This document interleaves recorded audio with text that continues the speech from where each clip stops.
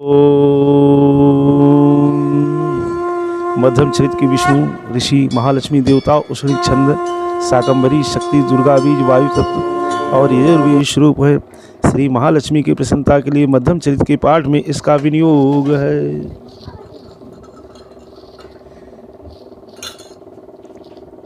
ऋषि कहते हैं,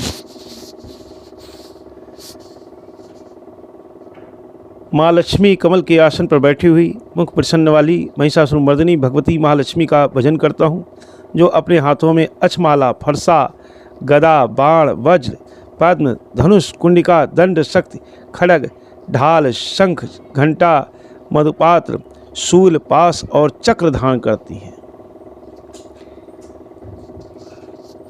ऋषि कहते हैं, पूर्व काल में देवताओं और असुरों में पूरे 100 वर्षों तक घोर संग्राम हुआ।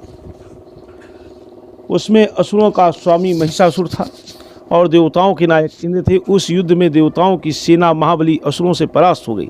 संपूर्ण देवताओं को जीतकर महिषासुर इंद्र बन बैठा। तब पराजित देवता प्रजापति ब्रह्मा जी को आगे करके उस स्थान पर गए जहाँ भगवान शंकर और विष्णु विराजमान थे। देवताओं ने महिषासुर के पराक्रम तथा अपनी पराजय यथावत वृत्तांत उन दोनों देवेश्वरों से विस्तार पूर्वक कह सुनाया।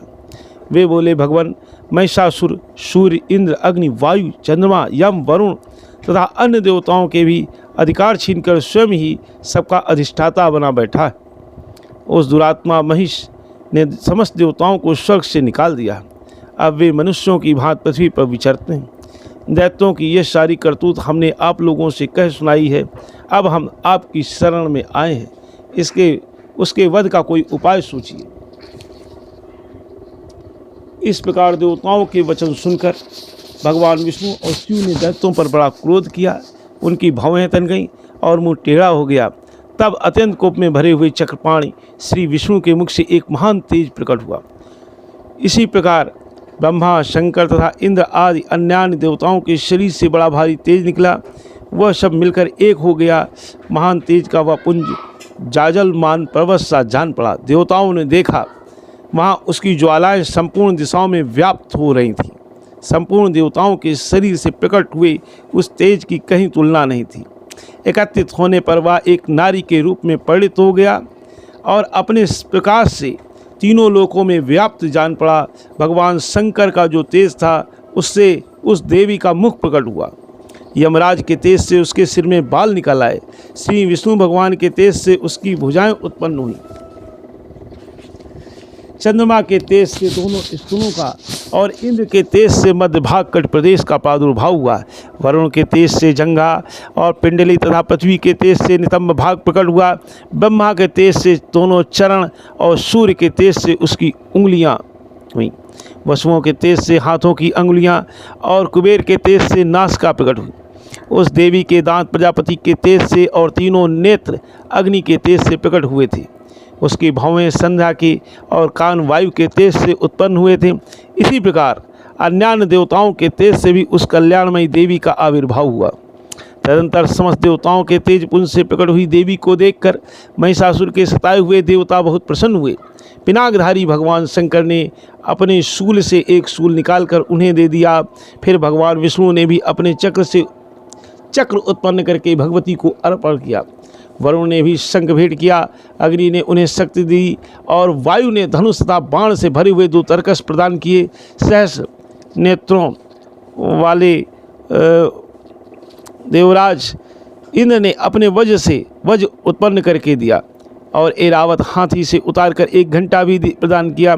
यमराज ने कालदंड से दंड, वरुण ने पास, प्रजापति ने स्फटिकाक्ष की माला तथा ब्रह्मा जी ने कमंडल भेंट किया। सूर्य ने देवी के समस्त रोमकूपों में अपनी किरणों का तेज भर दिया।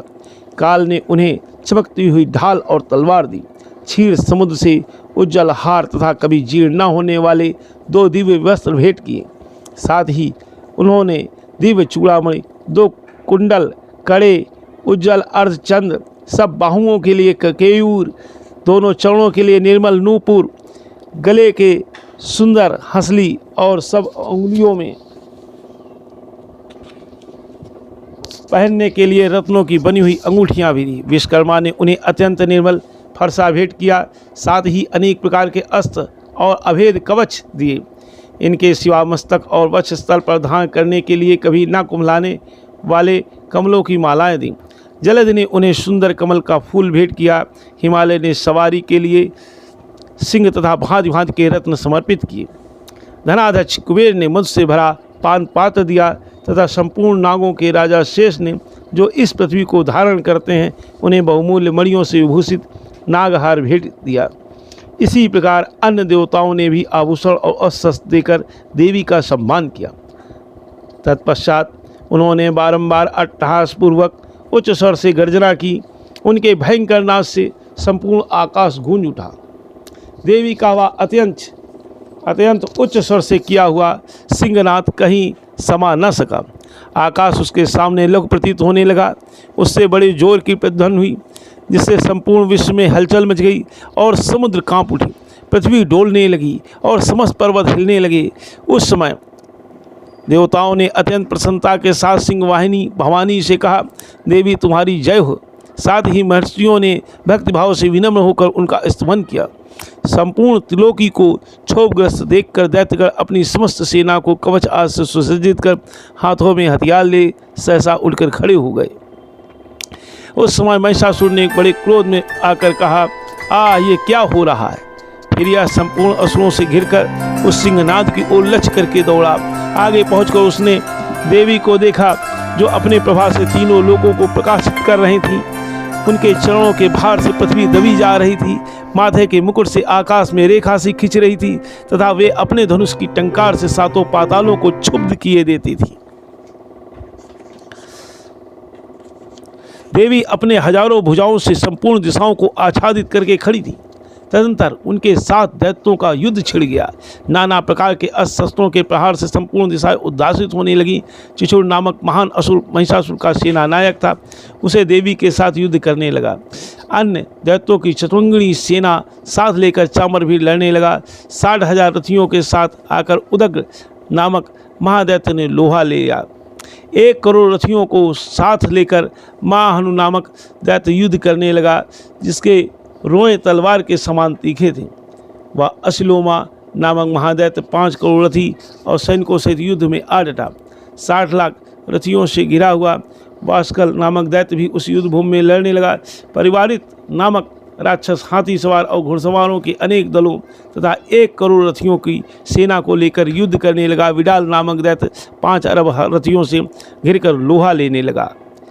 इनके अतिरिक्त और भी हजारों महादैत्य रथ, हाथी और घोड़ों की सेना साथ में लेकर महादेवी के साथ युद्ध करने लगे। स्वयं महिषासुर उस रणभूमि में कोटि कोटि सहस्ररथ हाथी और घोड़ों की सेना से घिरा हुआ खड़ा था। वे दैत्य देवी के साथ तोमर, भिंदीपाल, शक्ति, मूसल, खड़क, परशु और पट्टिस आदि अस्त्र शस्त्रों का प्रहार करते हुए युद्ध कर रहे थे। कुछ दैत्यों ने उन पर शक्ति का प्रहार किया, कुछ लोगों ने पास फेंके तथा कुछ दैत्यों ने खड़क प्रहार करके देवी को मार डालने का उद्योग किया। देवी ने भी क्रोध में भरकर खेल खेल में ही अपने अस्त्रों की वर्षा करके दैत्यों के वे समस्त अस्त्र काट डाले। उनके मुख पर परिश्रम या थकावट का रंच मात्र भी चिन्ह नहीं था।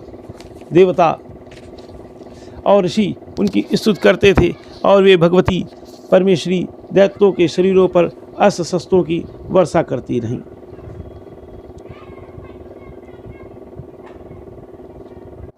देवी का वाहन सिंह भी क्रोध में भरकर गर्दन के बालों को हिलाता हुआ असुरों की सेना में इस प्रकार विचरने लगा, मानो वनों में दावानल फैल रहा हो।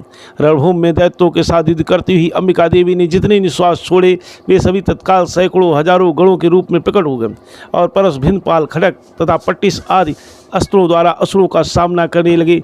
देवी की शक्ति से बड़े हुए वे गण असुरों का नाश करते हुए नगाड़ा और शंख आदि बाजे बजाने लगे।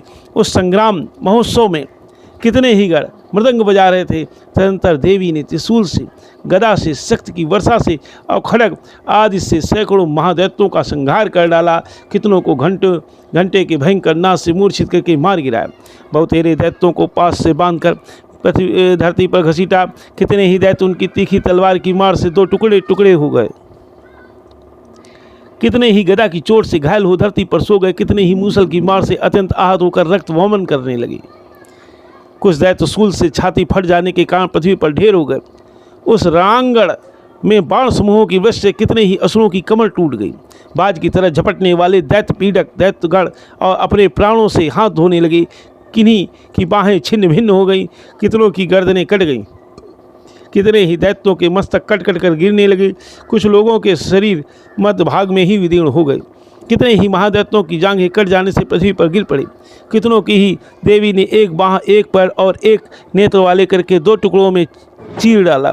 कितने ही दैत्य मस्तक कट जाने